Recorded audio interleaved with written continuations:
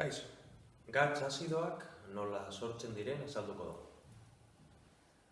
Oinarrian, jatorrizko azidoari hidrogeno bat gutxienez kenduko diogu.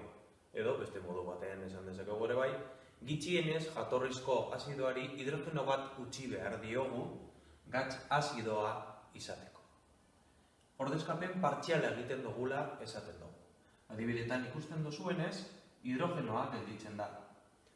Aurreko gatzetan hidrogeno guztiak kentzen dugu. Orain, hidrogeno bat gutxienez utziko dugu. Horretarako, gure azidoak gutxienez bi hidrogeno eduki behar ditu. Jatorrizko azidoak bi hidrogeno ez baditu, ezin ditugu gatz azidoak egin.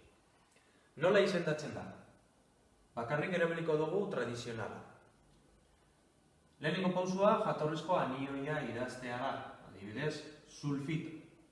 Bigarren pausua, azido, diazido, triazido idatziko dugu zenbat hidrogeno geratzen diren arabera.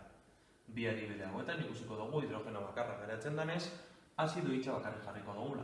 Eta azkenik jarriko dugu metalaren izena oso iko atxizkiekin balentziaren arabera. Adibideak ikusiko ditugu. Zaten badigute sulfito azido kromiko bat dugula, egin behar duguna da, sulfito danez, azido sulfurosotik etortzen zaigu, eta azido sulfurosoa hau da. Azido sulfurosoari kenduko diogu hidrogeno bakarra, hidrogeno bat geratu behar dalako. Azido datorkigulako. Orduan, hidrogeno bakarra geratu behar zaio. Diazido, triazido jartzen badu, horrek esan nahi du, bi hidrogeno, hiru hidrogeno gelditzen direla.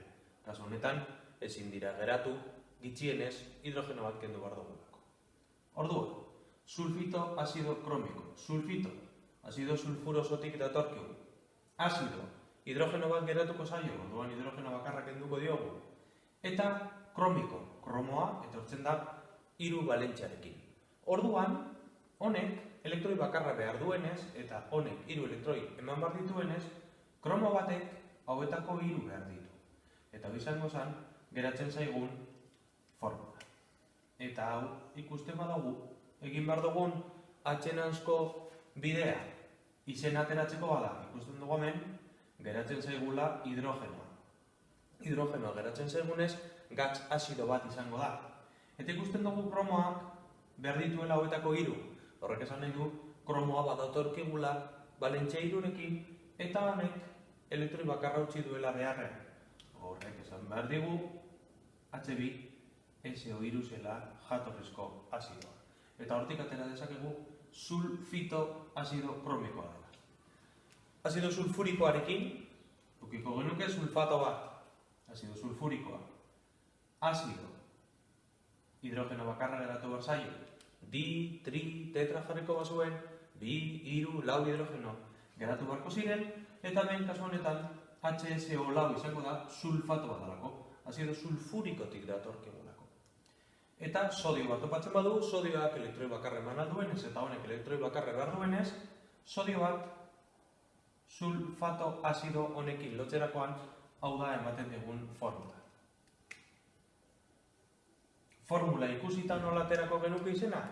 Ikusiko genuke, sodioa dagoela, eta hemen hidrogeno bat gelditzen zaigula.